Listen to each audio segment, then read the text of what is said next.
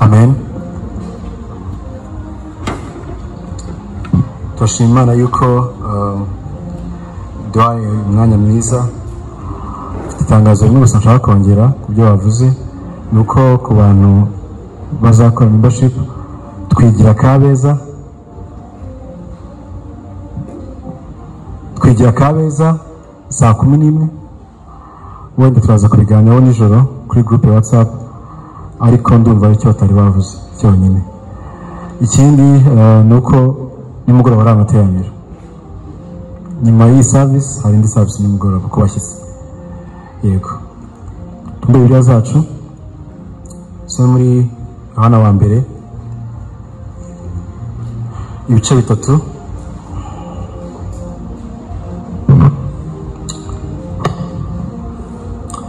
kuva 6 kugera kwa 8. Haravuga ngo umuntu wese uguma muri we ntakora ibyaha, umuntu wese ukora ibyaha ntiyamubonye kandi ntiyamumenye. Bana bato ntihakagire ubayobya, ukiranuka niwe mukiranutsi nk'uko wari umukiranutsi. Ukora ibyaha ni wa Satani, kuko uhereye mbere na mbere Satani akora ibyaha. Ibyo umwana w'Imana yerekaniwe n'ibi ni ukugira ngo amareho imirimo ya Satani.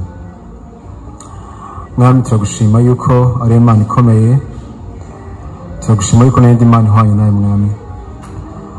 Uyu munsi Mwami turi hano tuvuga ijambo ryawe, turakwinginze Kristo kugira ngo ufungure amaso yacu Mwami, abashe kwitegereza ibitangaza biri mu ijambo ryawe. Mwami, yaba ugiye kwigisha nigishwe n'ijambo ryawe, yaba Mwami bari hano bose tubashe kumva Mwami icyo tugeneye uyu munsi. Ntibe kumva gusa, bibe porogaramu gusa. Dusengera Mwami kugira ngo imbuto y'ijambo ry'Imana iza kubibwa ibwe Mwami ubutaka bwiza, kugira ngo iryo jambo ribashe kwera imbuto. Mwami, turakwinginze kugira ngo umwuka wawe adufashe, kugira ngo Mwami tubashe gusobanukirwa aya magambo Mwami w'abantu. Ntaba ari twebwe Mwami w'abami, ahubwo icyubahiro kibe cyawe n'iteka ryose. Amen. Amen. Tumaze igihe kinini twiga urwandiko rwa Yohana. Uyu munsi turiga iyi mirongo 3 yonyine. Urwandiko rwa Yohana wa mbere ruvuga cyane ku byishingiro by'ibanze byo kwizera. Kino urwandiko rugaragaza ibihano byo kwizera.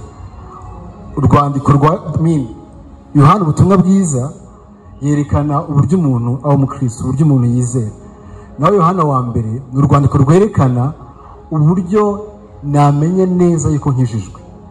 Tujya tubona neza nyine, cyangwa se ibihamya bigaragaza kwizera kukuri, cyangwa se marks of saving faith, kwizera kukuri. Rero niba ari ahantu umukristo yipimira cyane cyane ni igitabo cya Yohana wa mbere, kubera yuko Maroma kuva ku chapitire ya mbere ku chapitire 11 cyane cyane ivuga ibyo twita ngo ni indicative, cyangwa se doctrine, cyangwa se ibyo twizera.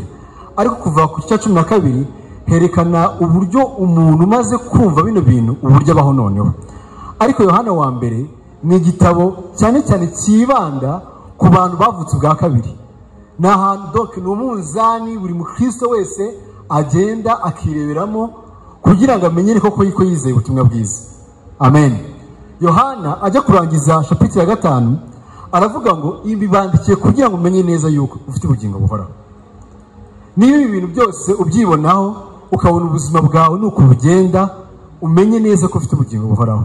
So ni igitabo kiri practical cyane cyane kurusha uko kiri theory. Amen. Yohana yari kurwana n'abigisha b'inyuma bari muri icyo gihe, ko twagiye tubibona byagiye bibanza. Bigishaga yuko hari igitandukaniro hagati y'umwuka n'umubiri. bavugaga yuko ibyo umuntu akorera mu mubiri ntacyo bivuze uko umubiri ari mubi, ahubwo icyo bikivuze ni ibintu bikorerwa mu mwuka. Amen. Ikindi bavugaga yuko ushobora gukizwa ubutware bw'ibyaha ariko ntukizwe imbaraga zabwo. Amen. Tuzi neza ko cyo Kristo yakoze ku musaraba yadukijije ubutware bw'icyaha adukiza n'imbaraga zabwo. Amen. So ku buryo iyi mirongo tuza kurebamo cyane cyane iraza kugaruka ku kintu kivuga ngo ukiranuka niwe mukiranutsi. Titire y'uyu munsi nayise ngo ukiranuka niwe mukiranutsi. Imirimo yose myiza ikorwa n'abantu yose ntabwo ari imirimo yo gukiranuka, nubwo rimwe na rimwe wowe wirebeye hanze byose bisa nko gukiranuka, ariko iyo mirimo yose ntabwo yitwa imirimo yo gukiranuka, ahubwo imirimo yitwa yo gukiranuka igihe yakozwe n'umukiranutsi. Ubwo tuza kwibaza umukiranutsi ninde ukora ibyo gukiranuka. Amen. Mu mahame y'ukwemera y'Abatisita hari ingingo ivuga ku mirimo myiza. Ndakotinga mu gika cya mbere n'icya nyuma. Oya nicyo hagati, ntabwo ari icya nyuma ariko kiri hagati. Baravuga ngo imirimo yo gukiranuka cyangwa se myiza ni Imana yategetse mu ijambo ryayo ryera gusa. Niyo mpamvu iyo abantu bihimbiye mu ishyaka ryabo ry'ubuhumyi cyangwa kwigira nk'abafite impamvu nziza itemerwa n'Imana. Imirimo ikozwe n'abantu badakijijwe n'uko ku bwayo yaba ihura n'iby'Imana itegeka ndetse ikaba yagira akamaro haba bo ubwabo ndetse n'abandi, ariko kuko itava mu mutima watunganyijwe no kwizera ndetse ntinakorwe nk'uko biteganywa n'ijambo, ikindi ikaba idakozwe ku mpamvu nziza ari ubw'icyoro cy'Imana, bityo iyo mirimo nayo ubwayo ni icyaha kandi ntibasha kunezeza Imana ndetse ntiyabasha no guhesha umuntu kuba ukwiye ngo ahabwe ubuntu bw'Imana. Amen. Turi kubona neza yuko nyine imirongo tuza kwiga ivuga neza yuko ukiranuka niwe mukiranutsi, ariko turi kwerekana yuko imirimo yose umuntu akora myiza ntabwo imirimo yose yemerwa mu maso y'Imana, kubera yuko nta muntu muri iyi si ukuntu bigenda, ariko usanga abantu benshi deep down imitima yabo bazi gukora neza bizabahesha ijuru, ariko ntabwo ari byo. Imirimo yo gukiranuka cyangwa se myiza yitwa iyo gukiranuka gusa kubera ko uyikora ari umukiranutsi cyangwa se yabazweho ubutungane bwa Kristo. We mukiranutsi muri byose yumviye Imana, Kristo yumviye Imana mu buzima bwe ndetse no mu rupfu rwe, abasha kugera ku kigero gikwiriye cyo gukiranuka Imana Data amwifuzagaho, bityo abantu bose bamwizeye aba bari gukiranuka kwabo. Amen. Noneho uwo muntu ubazwe gukiranuka ibyo akora nyine byitwa imirimo yo gukiranuka kubera ko yabanje guhinduka umukiranutsi. Umuntu gusa aba umukiranutsi abeshejwe no kwizera. Amen. Nta kindi gituma umuntu aba umukiranutsi. Gukiranuka tubiheshwa no kwizera icyo Kristo yakoze ku musaraba. Amen. So gukiranuka kwe rero niko yabazweho. Donc iyo ukubazweho witwa umukiranutsi, ibyo ukora rero bitwa imirimo yo gukiranuka. Mu Efeso 2 haravuga ngo mwakijwe n'ubuntu bwo kwizera, ngo ntibyavuye kuri mwe ahubwo n'impano y'Imana, ngo ntibyavuye no ku mirimo kugira ngo atagira umuntu wirarira, ngo kuko turi abo yaremye ituremeye imirimo myiza y'Imana yiteguye muri Kristo Yesu kugira ngo tuyigenderemo. Amen. Iyo mirimo myiza Imana yaremye yayiremeye abana bayo kugira ngo bayigenderemo. Niyo mpamvu umuntu wese ushobora gukora ibintu byiza akabyita imirimo yo gukiranuka. Hari ijambo riri muri Petero akotinga muri Ibyakozwe n'Intumwa cya 10 avuye kwa Korneliyo, aravuga ngo none umenye neza yuko ngo mu mahanga yose ukora ibyo gukiranuka Imana imwemera. Iryo jambo twarigendeho kenshi cyane mu byumba by'amasengesho no muri korali kugira ngo kumvisinga umuntu kugira ngo yemererwe imbere y'Imana, ukamubwira ngo ubanze ukora imirimo yo gukiranuka. Ariko mu by'ukuri turi kubona neza yuko umuntu ukora ibyo gukiranuka ni uko uwo muntu akwiye kuba umukiranutsi. Amen. Kasome Bibiliya zacu. Ntabwo nsubira inyuma ku byavuzwe, ndatankomereza aho tugeze uyu munsi. Umuntu wese uguma muri we ntakora ibyaha. Umuntu wese ukora ibyaha ntiyamubonye kandi ntiyamumenye. Bibiliya y'Ikinyarwanda yacu ntabwo ivuga neza nk'uko mu Cyongereza ivuga muri ESV. ESV aravuga ngo no one who abides in him who keep on sinning. No one who keep on sinning has either see him or know him.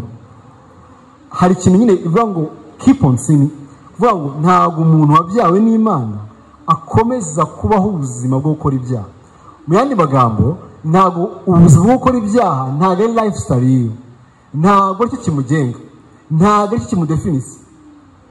Amen. Abana b'Imana iteka ryose ubona kuva mu Balewi na Petero bivugaho, aravuga ngo mubabera kuko so mu ijuru ari uwera.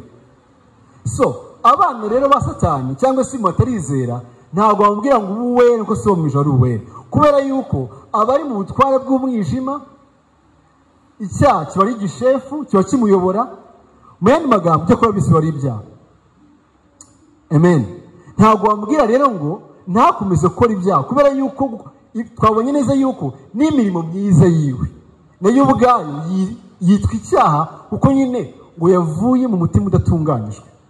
Ngo kandi impamvu ngo igikorwa yakoze ngo kikaba atari ugw'Imana icyubahiro, bityo n'ibyo yakoze byiza byitwa icyaha mu maso y'Imana. Amen. Hari indi mitatu mukavuga ngo ibyo twakora byose n'umwete wacu wose n'agahinda gasazi n'amarira adashira ngo ntibyabasha nyine kudukuraho ibyaha. So hano bavuga ngo umuntu wese uguma muri we ntakomeza kuba ubuzima bw'ibyaha. Umuntu wese ukora ibyaha ngo ntabwo yamubonye kandi ntiyamumenye. Hari ibintu bishaka kuvuga muri Yohana wa mbere 2:4, shaka kuvuga ku kintu bivuga ngo umuntu wese uba muri Kristo Yesu adakomeza gukora ibyaha, uwo bikora gutyo ntabwo yamubonye. Muri Yohana wa mbere 2:4 haravuga ngo uvuga ko amuzi ntiyitondere amategeko ye ni umubeshyi, ukuri ikuri muri we. Amen. 8 Yohana wa mbere haravuga ngo udakunda ntazi Imana kuko Imana ari urukundo. Hari ikintu cyo kutamenya Imana. Bari kuvuga ngo umuntu wese ukora ibyaha ntiyamubonye. Tuzi neza yuko iyo umuntu amaze kumva ubutumwa bwiza, umwuka wera akorera mu mutima wiwe, yarangiza akabuzura. Donc abasha kuzura uyu mutima, agafata wa mutima wa kera akamushyira mu mutima mushya. Uyu mutima mushya niwo ujya ubasha kureba Imana. Amen. Cyo turimo tukavuga ngo njye nari impumyi ngo maze arankumura. Iyo umuntu wese atarakizwa aba ari impumyi. Aba ari impumyi kubera yuko ntago amaso yiwe aba abasha kubona kwera kw'Imana, nta nubwo nawe ubwiwe aba abasha kwibonaho ibyaha byiwe, ku buryo yumva akeneye umukiza. Ikintu kibayo tumaze kuzurwa cyangwa se kuvuka bwa kabiri ngo nuko tubasha kubona kwera kw'Imana, twabona n'ibyaha byacu tukihana tukizera. So umuntu rero ukomeza kuba mu buzima bw'ibyaha, uyo muntu aba atarabona Imana, donc amaso yiwe aba agihumye, aba akiri impumyi byo kumenya Imana. Aranavuga ngo kandi ngo umuntu wese uguma muri we ntakomeza gukora ibyaha. Ukora ibyaha, donc umuntu ukomeza kumera mu byaha ntiyamubonye kandi ntiyamumenye. Kumenya Imana gute? Muri Yohana wa 3:11 haravuga ngo ukundwa ntukigane ikibi ahubwo wigane icyiza. Ukora ibyiza niwe w'Imana, nawe ukora ibibi ntiyari yabona Imana. Amen. Ntiyari yamenya Imana. Kumenya Imana ntabwo ari kumenya Imana mu buryo buri experiential, mu buryo navuga ngo nko kuba nzi Josué kana wanzi. Oya, ni ukumenya Imana mu buryo imana tuzi niyo tukaba tuyizi.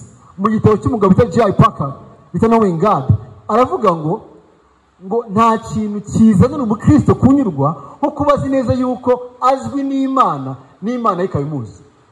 Amen. Azi Imana n'Imana ye iramuzi. Ibyo bintu bibaza Kristo umudendezo. Hari urugero nkunda muvuga ubutumwa umwe yaravuze ngo kujya mu ijuru kwacu ntago bizagenwa nuko twebwe tuzi Imana, ahubwo bizagena nuko Imana y'ubwayo ituzi. Amen. Aravuga ngo iyo umuntu uyu munsi ugiye kwa perezida ukavuga ngo njyewe ngiye kubona perezida, ntago bakwemerera, bakubaza appointment mufitanye n'ikigiye gukorayo, kandi nabi bakagufunga, sibyo se? Ariko perezida wacu abonye Boris nk'urugero akavuga mureke yinjire, Boris yakwinjira. Ntago kwinjira kwa Boris bigenwa nuko Boris azi perezida, ahubwo nuko perezida muzi. Amen. Icyambere Imana yacu niyo yamaze kutwimenyekanishaho. Amen. Uwo yimenyekanishije uwo ngo nawe ubasha kuyimenya. Amen. So natwe rero ngo tuzi Imana nuko tuzi Imana tuyimenye mu mwana wayo. Hanze ya Kristo nta muntu umwe uzi Imana. Nta muntu umwe uzi Imana wese gusa umuntu wabonye Kristo yarangiza akamwizera, uwo ngo nawe uzi Imana data. Ngo ntabwo bavuga yuko nyine uzi Kristo utazi Imana. Ntabwo bakwemera Kristo utemera Imana. Ntabwo ngo nemera Imana data ariko sinemera umwana wayo. Amen. Ni ukuvuga ngo kumenya Imana ni ukumenya Imana nyine mu busabane, muri intimacy. Nk'uko nyine Bibiliya ivuga ngo Adamu yari azi umugore we Eva. Uburyo Adamu yari azi umugore wiwe bitandukanye n'uburyo wowe ushobora kuba wamenya Adamu cyangwa wamenya Eva. Ni ukuvuga ngo hari ubwo busabane burenze gusa kuza umuntu gutyo. Amen. Mu Baheburayo 2:14 haravuga ngo nuko rero nk'uko abana bahuje umubiri n'amaraso niko nawe ubwe yahuje ibyo nabo, kugira ngo urupfu rwe aruhinduze ubusa ufite ubutware bw'urupfu ari we Satani. Hari intimacy, hari ubusabane ku bantu bose bizeye, ku bantu bazi Imana. Hari biravuga mu Baroma 3:5 ko ngo twese ngo twateranijwe muri Kristo Yesu. Amen. Mu yandi magambo turi muri Kristo na Kristo ari muri twebwe. Hari ubwo busabane hagati y'umwana w'Imana n'Imana buhari abisi badafite. Tuvuze ngo ntabwo umuntu azi Imana nuko umuntu atazi Imana muri Kristo Yesu, nuko umuntu atigeze yemera umwana wayo. Ngicyakora ngo bamwemeye bose ngo bakize izina ry'Imana ngo yabaye ubasha bwo kwitwa abana b'Imana. Nabamwemeye.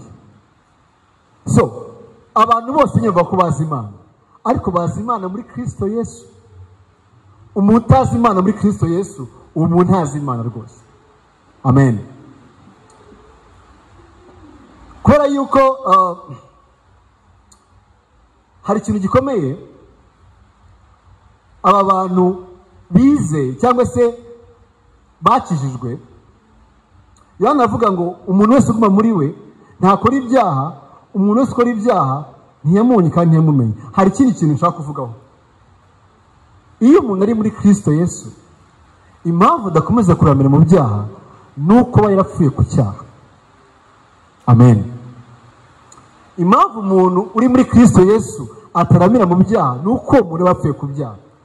Kubera yuko mu Baroma 6 umurongo wa mbere uravuga ngo nuko dukora iki?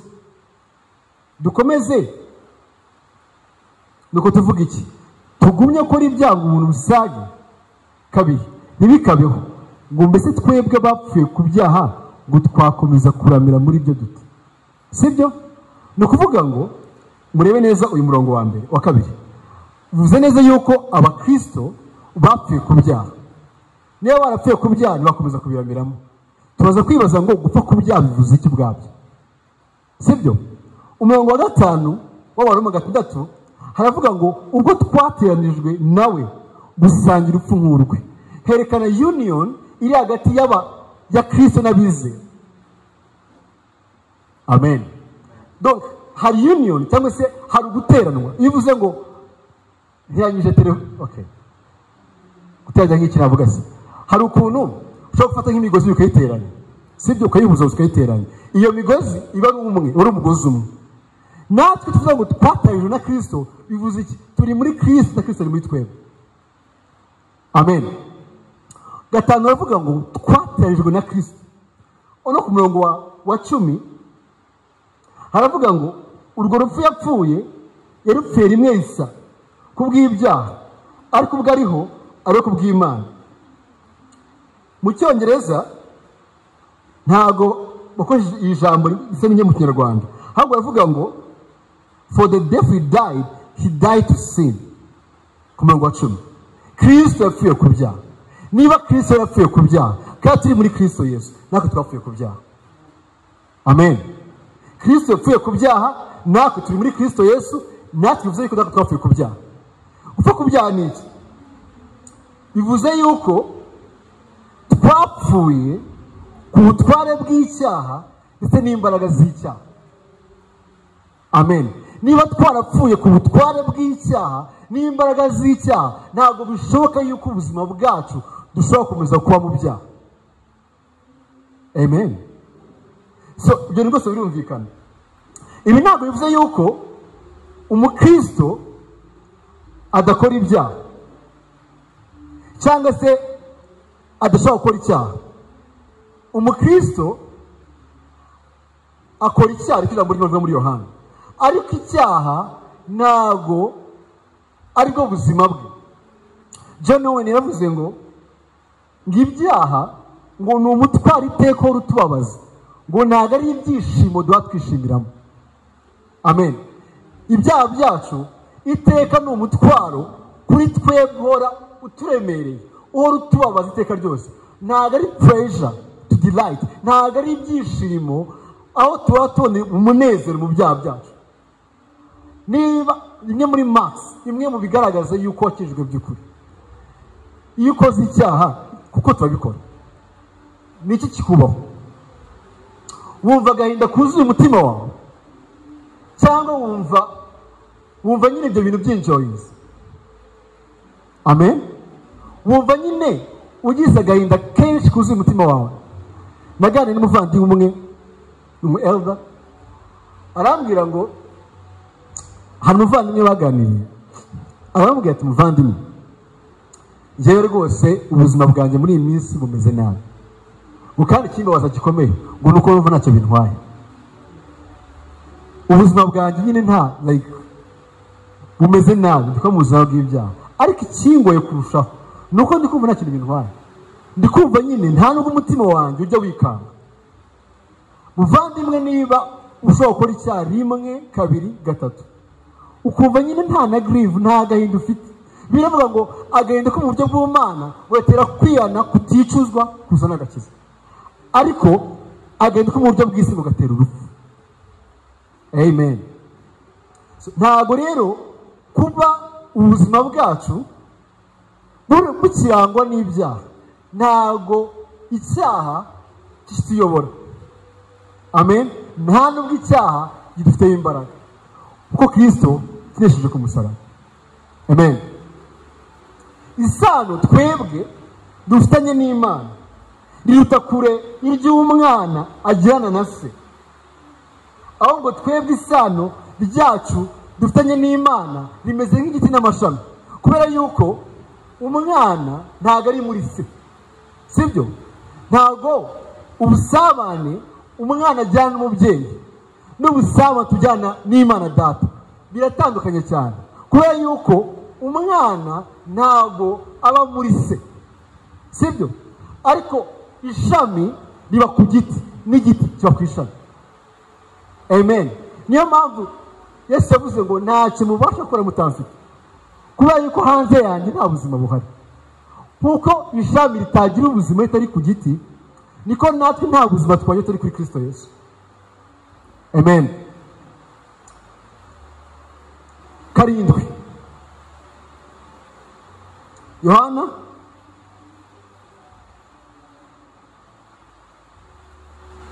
wa mbere 3:7 haravuga ngo bana bato ntihakagire ubayobya, ukiranuka niwe mukiranutsi nk'uko wari umukiranutsi. Yohana atangiza avuga ijambo ngo bana bato. Iyi ni imvugo ya Yohana igaragaza nyine imvugo y'umushumba, sibyo? Igaragaza umutima w'umushumba afitiye abantu be. Ni imvugo igaragaza urukundo rw'umubyeyi afitiye umwana. Ijambo bana bato arivugamo inshuro 8, arisimbuza n'ijambo bita bakundwa. Kuvuga ijambo bakundwa n'ijambo bana bato muri cyo gitabo cya Yohana wa mbere bizamo inshuro 13, bigaragaza nyine uburyo umuntu ari konsana n'abantu ari kwandikira n'umutima afitiye. Amen. Iyo ubwira umuntu ngo mukundwa, ababyeyi bacu iyo umubyeyi ari gutanga impanuro ariko uyu mwana wiwe asoma ijambo ngo mwana wanjye, kugira ngo wumve umutima w'umubyeyi ku mwana. Amen. Arangije aravuga ngo ntihakagire ubayobya, ukiranuka niwe mukiranutsi nk'uko wari umukiranutsi. Hari doctrine bita ngo ni antinomianism cyangwa se anti-laws. Mu Kinyarwanda cyose twavuga ngo ngenekeje twavuga ngo kwanga amategeko. Nuko navuga kubaho nta mategeko ushaka, sibyo? Antinomianism kuvuga ngo ni abantu batemera amategeko y'Imana, ni abantu nyine baba ubuzima ariko budafite amategeko, ku buryo bumva nyine ubuzima bwabo ariko nta mategeko abagenga. Mu bintu Yohana yarimo arwana nabyo mu kinyejana cya 2 nuko iyi doctrine irwanya amategeko y'Imana mu buzima bw'abizera. Bavuga yuko kwizera bitakiri ngombwa, bavuga ko uwizera bitakiri ngombwa kubahiriza amategeko y'Imana cyangwa se moral laws, amategeko mbonezamubano. Nyine bavuga yuko iyo umuntu yizeye aba rwose abohowe ku mategeko yose uko angana. Noneho bakavuga yuko ubuntu bw'Imana butadukuyeho gusa umuvumo w'amategeko, ahubwo ubuntu bwadukuye mu bubata bwo kumvira amategeko y'Imana. Bityo ubuntu bw'Imana bukaba bwarabaye bwatanze uburenganzira bwo kutuva amategeko y'Imana. Niba ariko bimeze, niba kuba twarubisha ubuntu bw'Imana, ubwo buntu bw'Imana bukadukura kuri moral laws cyangwa se amategeko mbonezamubano cyangwa se imibanire n'abantu, byari bivuze yuko ubuntu bw'Imana bwaduhaye license yo kutumvira amategeko y'Imana cyangwa se cyangwa se umuvugo yoroshye bwaduhaye uburenganzira bwo gukora ibyaha. Kuko aho nta tegeko rihari, nta tegeko nta cyaha gihari, sibyo?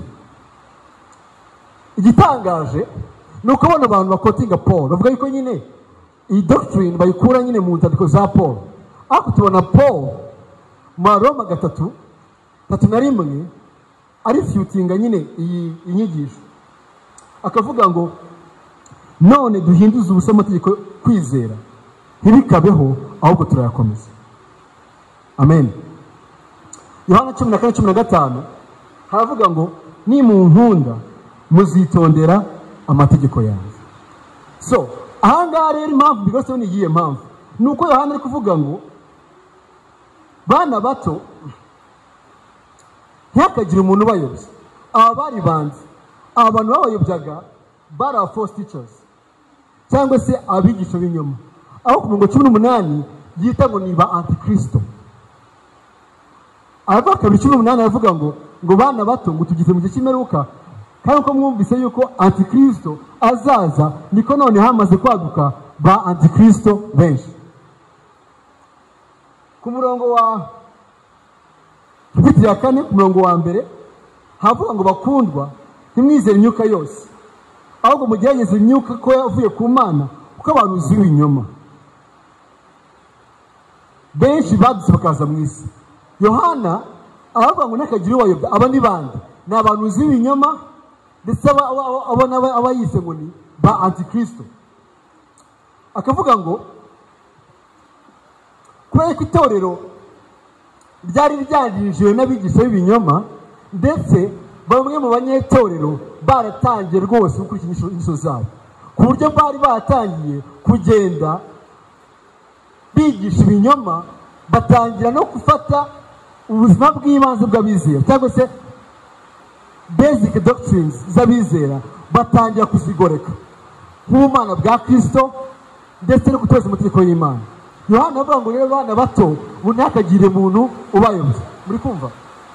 Okay. Hano avuga ngo ukiranuka niwe mukiranutsi.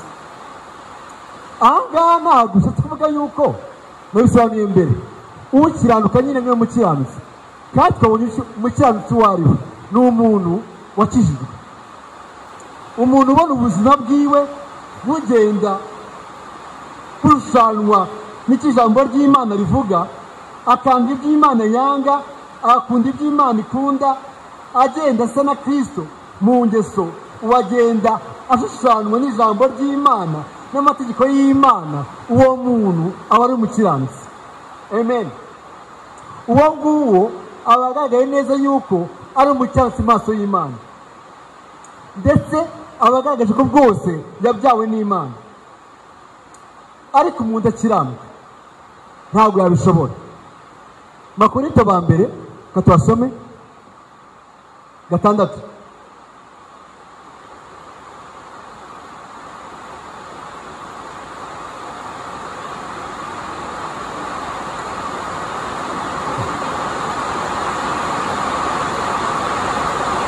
Murongo wa 9 haravuga ngo ntimuzi yuko abakiranirwa batazaragwa ubwami bw'Imana.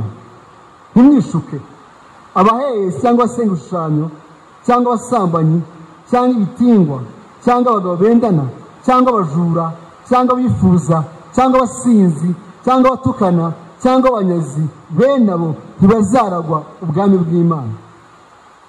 Amen. Paul agenda yerekana neza yuko aba bantu bakora ibintu bisa nk'ibi ngibi batazaragwa ubwami bw'Imana. Bayobora baravuga ngo mugire umwete wo kubana n'abantu bose amahoro, ngo n'uwo kwezwa ko umutejejwe atazabona umwami Imana. Muri Roma 6:13-14 Paul aravuga ngo kandi noneho kandi ntimubyaha ingingo zanyu kuba intwaro zo gukiranirwa, ahubwo mwitange mwihe Imana nk'abazuke, n'ingingo zanyu muzimana kuba intwaro zo gukiranirwa. Ibyaha ntibikabategeke nk'umuntu atwarwa n'ibyaha, atwarwa n'amategeko, ahubwo gutwarwa n'ubuntu bw'Imana. Amen. Ibi ngibi bigaragaza neza yuko uyu muntu ukiranuka, Yohana kubabwira ngo biroroshye, ubuzima bw'Imana bworoshye gutya, ntihakagire ubayobya. Ukiranuka niwe mukiranutsi. Mu yandi magambo, umuntu ugaragarwaho izo mbuto zo gukiranuka, uwo nguwo niwe mukiranutsi. Kristo turabizi neza yuko mu buzima bwose yabaye mu isi ngo yageragejwe mu buryo bwose, uretse yuko atigeze akora icyaha. Amen.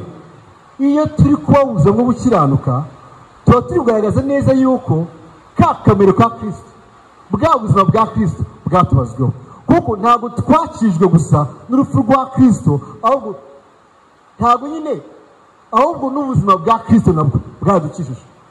Ibyo tubarwaho si urupfu rwo gusa, ahubwo tubarwa n'ubuzima yabayeho.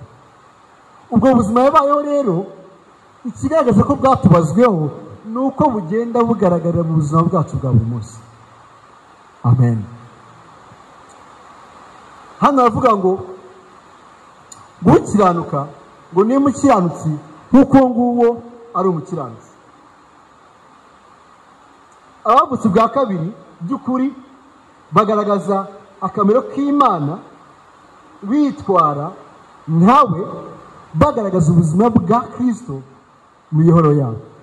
Paul yavuze ngo nabambanywe na Kristo ariko ndiho. ngo nyamara singiriho ni Kristo uri muri njyewe, ngo ibyo nkora byose nkiriho mu mubiri ngo mbikoreshwe no kwizera umwana w'Imana wankuza akanyitangira. Kwizera uyu mwana w'Imana hari ubuzima bizana mu buzima bw'abizera. Amen. Umurongo wa 8 haravuga ngo ukora ibyaha ni uwa Satani, kuko mbere nambe Satani akora ibyaha. Mu Cyongereza nyine muri ESV haravuga ngo whoever make a practice of sinning is of the devil, for the devil has been sinning since from the beginning. Kuvuga ngo umuntu ukomeza kuramira mu buzima bw'ibyaha, Yohana birose uwo muntu wa Satani, ko guhera mbere na mbere Satani yakoze ibyaha.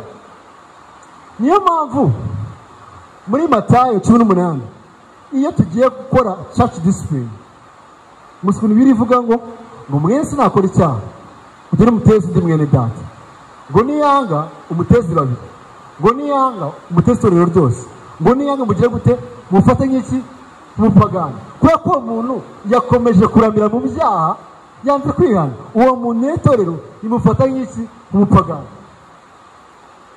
Amen. Umuntu ukomeza kuramira mu byaha nyine uwo muntu abasa umupagani cyangwa se ari umupagani. Ukora ibyaha wese ni uwa Satani. Hari imiryango ibiri ku isi, hari umuryango w'abana b'Imana bavutse ubwa kabiri bihanye bakizera, abandi bose basigaye bari kwa Satani. Bivuze yuko nta muntu bahabiri. Ntabwo uvuga ngo njyewe mu ijambo rimwe nta metisi bahaba, nta metisi uba nyine kuvuga ngo njyewe ngubu mfite akamero kamwe k'umuryango w'abana b'Imana tena kandi kwa Satani. Either warihanye warizeye cyangwa se wacyari mu byaha byawe, nta bindi. Buri muntu wese mu isi ari aho ngaho, ntabwo dufite ametisi bari hagati aho ngaho. Umuntu ukomeza kuba ubuzima bw'ibyaha muri lifestyle ye atiyanga rwose aba agaragaje yuko nta cyakozwe mu mutima we. Amen. Ngo nawe ukiranuka, ngo ni mukiranutsi kuko na Kristo nyine ari umukiranutsi. Hano Yohana akomeza avuga ngo ngibyo umwana w'umuntu yerekaniye n'ibi, ngo ni ukumaraho imirimo ya Satani. Impamvu utavuga ngo uraba mu buzima bw'ibyaha kandi Kristo yaje gukora mu isi ari ukumaraho imirimo ya Satani, muri Yohana ubutumwa bwiza 8:44. Yohana ubutumwa bwiza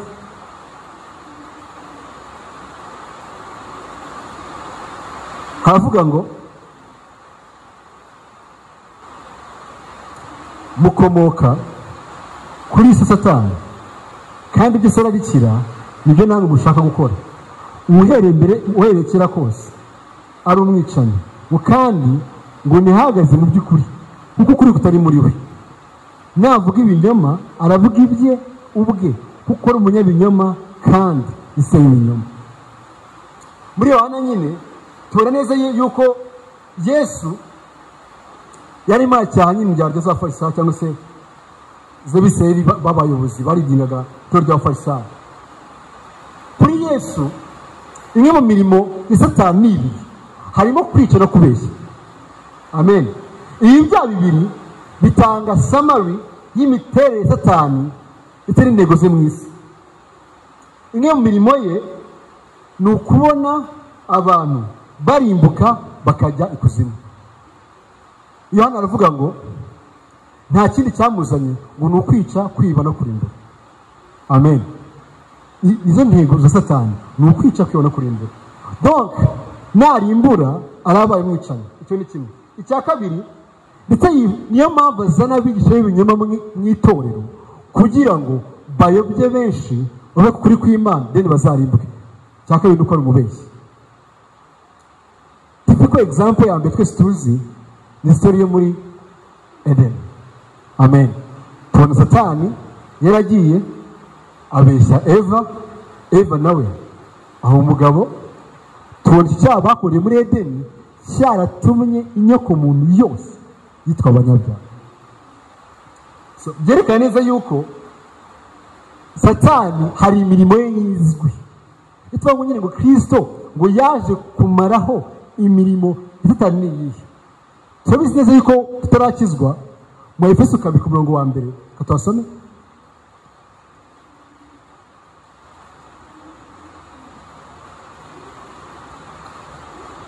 Havuga ngo namwe n'abazuye mwebwe bari bapfuye muzi ibicumu n'ibyaha byanyu. Umva ibyo twagenderagamo byari byo. Ibyo mwagenderagamo kera ngo mukurikiza imigenzo y'isi, mugakurikiza umwami utegeka ikirere, ariwe mwuka ukora amatumvira.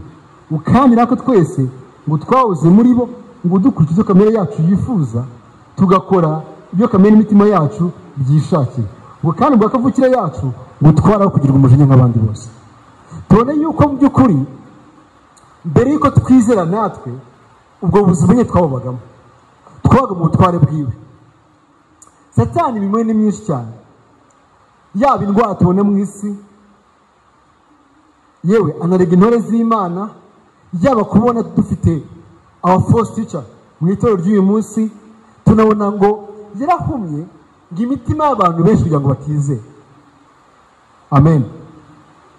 Kristo rero aza ku musaraba nta kindi cyamuzanye kumaraho imirimo yose ya Satani. Muri Yohana 8:12 Yohana ubutumwa bwiza 12:1 haravuga ngo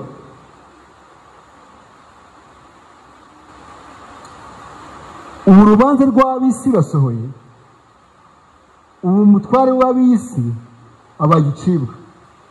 Nanjye nimanikwa hejuru y'isi nziherezaho abantu bose.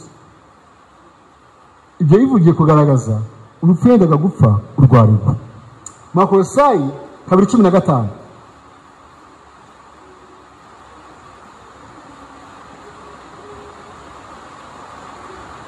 haravuga ngo kandi amaze kunyaga abatware n'abafite ubushobozi ibayimura ku mugaragaro, ibivuga hejuru kubw'umusaraba. Amen. Kristo ari ku musaraba yabashije kumaraho imirimo yose y'umwijima.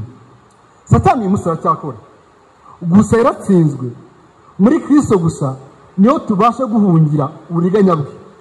Gusa hazaba igihe kizagera imirimo Satani yose agikorera muri iyi si tuzongera kwibukwa, ahubwo azajugunywa mu nyanja yaka umuriro, ajugunye ikuzimu iteka ryose. Mu Byahishuwe 20:10 haravuga ngo kandi Satani uwayobyaga ajugunywe muri ya nyanja yaka umuriro n'amazuku irimo ya nyamaswa na wa muhanuzi w'ibinyoma, bazabazwa ku manywa n'ijoro iteka ryose. Amen. Yohana ari gutanga argument zose zishoboka kugira ngo yerekane yuko umukristo, umuntu wakijijwe by'ukuri, atajya abasha kuramira mu buzima bw'ibyaha. Niba ujya ugerageza gukora neza kandi utari muri Kristo Yesu, warangiza iyo mirimo ukahita yo gukiranuka, urishuka cyane. Ukwiye kubanza ukajyana amahoro n'Imana, ukabarwaho ubutungane bwa Kristo, akabanza kuzana mu muryango w'abana be. Bityo kigiye cyonyine ibyo uzakora bizabifite agaciro. Amen. Yesu yavuze ngo yemwe bareke n'abaremerewe umuze musange ndabaruhura. Baremerejwe n'iki?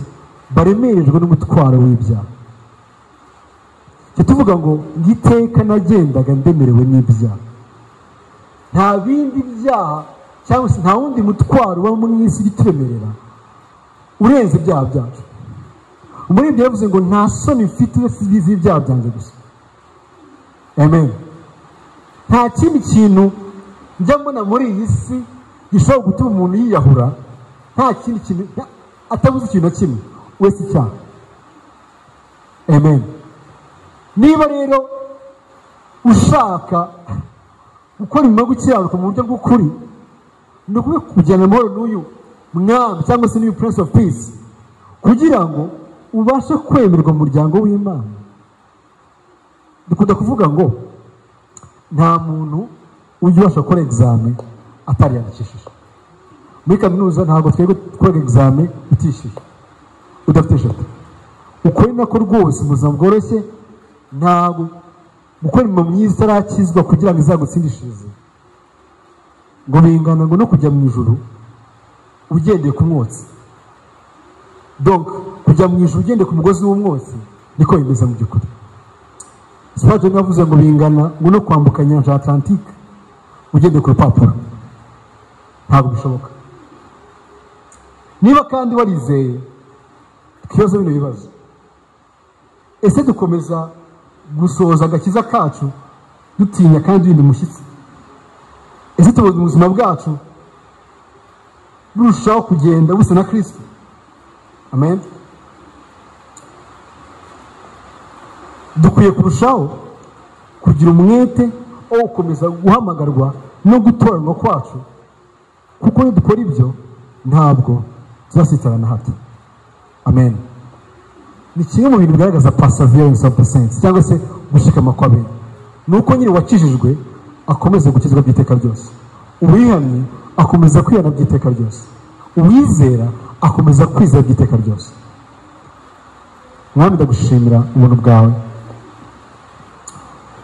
ndagushimira Mwami ko ndi Imana ihwanye nawe, niyo gakiza kacu Mwami kandi amahoro yacu. Mwami, ibi bintu Mwami biroroha kubyigisha sino kubyumva Mwami w'abantu, kubera yuko twumvisha byinshi bigera igihe Mwami tukumva hari ishuri runaka twarangije Mwami. Ariko Mwami, rimwe na rimwe Mwami bidurekera abana mu byaha kugira ngo bereke Mwami kononekara kw'imitima yabo, bityo Mwami ngo baguhungire mu cyiza utwemeye nubwo turi babi. Niyo pera twavuga uyu munsi Mwami, ubwami ukaba waraduhaye Mwami udushoboze kugenda Mwami dusa nawe. Pawulo yavuze ngo ngaho rero nimwisuzume ngo murebe ko mukiri ibyo twizeye. Data, turasenze kugira ngo ubuzima bwacu Mwami w'abana ukomeze kubukoramo Mwami, tujye tubona Mwami imbuto z'umwuka wera mu buzima bwacu. Ibyo Mwami bitubere igihamya cy'isimusiga yuko twuzwe nawe. Saba batarizera Mwami w'abana kugira ngo afungure amaso, kugira ngo bakubone, kugira ngo bakumenye, abone Mwami w'abahumugire umujinya wawe, bamenye Mwami cyabahesha amahoro Mwami, kubera yuko Mwami kuvuka ukarimbuka ngo birutwe no kutaza no kuba imbere ko yaravuyemo. Turakwinginze Kristo, iri jambo ryawe Mwami risohoze icyo waritumye. Amen.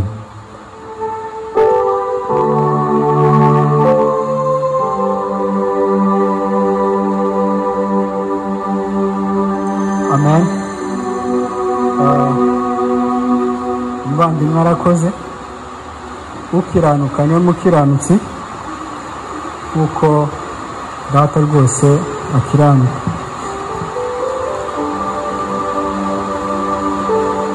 Arindi gutekereza kuri aya magambo nkumva uburemere bwayo ku muntu utarizera ubutumwa bwiza.